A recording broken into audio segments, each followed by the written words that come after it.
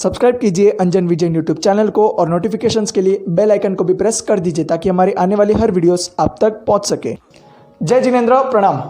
आज के वीडियो में हम श्री अजित शांति स्तोत्र के बारे में बात करेंगे।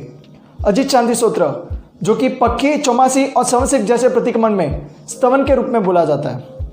जब इस स्तोत्र की रचना की गई थी तब उस समय सिद्धाचल महातीर्थ पर बहुत ही बड़ा चमत्कार हुआ था और यह स्तोत्र आज भी बहुत प्रभावशाली है। तो वह क्या था चमत्कार और यह स्तोत्र आज भी किस प्रकार प्रभावशाली है, जानने के लिए आप हमारे साथ इस वीडियो के अंत तक बने रहिए। 22वें तीर्थंकर श्री नेमिनाथ भगवान के शासनकाल में एक जैन मुनि महाराज थे जिनका नाम था श्री नंदीसेन मुनि। नंदीसेन मुनि एक बार सिद्धाचल महातीर्थ की यात्रा के लिए गए थे। तब उस समय वहाँ पर दो देरियाँ थी जो सामने एक दूसरे के सामने थी। एक थी श्री अजितनाथ भगवान की और दूसरी थी श्री शांतिनाथ भगवान की। जब अजितनाथ भगवान के दर्शन करने जाए तो शांतिनाथ भगवान की देरी को पीठ दिखती और जब शांतिनाथ भगवान के दर्शन करने जाए तो अजितनाथ भगवान की देरी को पीठ दिखती।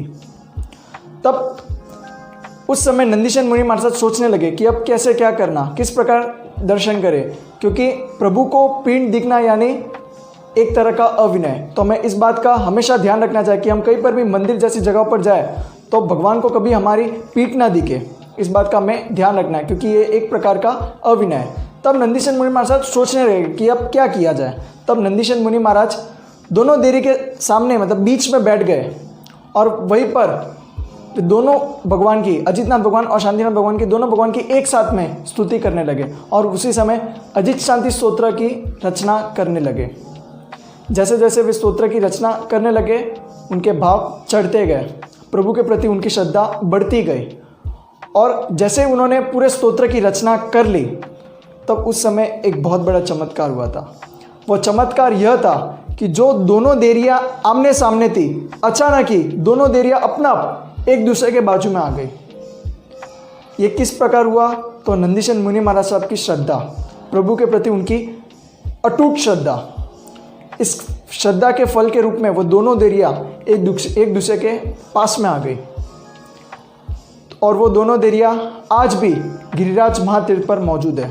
जब हम गिरिराज तीर्थ पर जाएंगे तब 6 गांव की फेरी के रास्ते में चंदन तलावड़ी के नज़दीक में वह दोनों देरियाँ एक दूसरे के पास में है। तो ये बात हुई उस चमत्कार की। अब हम बात करें कि यह स्तोत्र आज किस प्रकार से प्रभावशाली है। चलिए जानते हैं अजित शांति स्तोत्र की 39वीं गाथा में। जो पढ़े जो अनिसु नहीं उभो कालंपी अजिय संति थयम न हुंती तस्य रोगा पुपना विनाशंति। इस गाथा का अर्थ यह है कि जो व्यक्ति रोज दिन में 2 बार इस स्तोत्र को एकदम श्रद्धा भाव से पढ़ेगा या सुनेगा उस व्यक्ति को कभी रोग नहीं होगा और शरीर में रहे हुए पुराने रोग भी सारे नष्ट हो जाएंगे। तो इस स्तोत्र की महिमा और इस स्तोत्र का इतना प्रभाव, और यह स्तोत्र नवस्मरण में 6ठे स्थान पर आता है। तो बस आज के वीडियो में इतना ही। आप इस वीडियो को लाइक जरूर कीजिएगा, ज़्यादा से ज़्यादा लोगों को शेयर जरूर कीजिएगा ताकि लोगों को अजित शांति स्तोत्र के बारे में पता चल सके। आप अपने विचार हमें कमेंट के माध्यम से ज़रूर बताइएगा और हाँ, आप इस चैनल को सब्सक्राइब जरूर कीजिएगा और नोटिफिकेशन के लिए बेल आइकन को भी प्रेस जरूर कीजिएगा ताकि भविष्य में हमारे आने वाली और भी ऐसी वीडियोस आप तक पहुंच सके। जिन आज्ञा वीडियो कुछ भी कहा हो तो मिच्छामि दुक्कडम। जय जिनेंद्र, प्रणाम।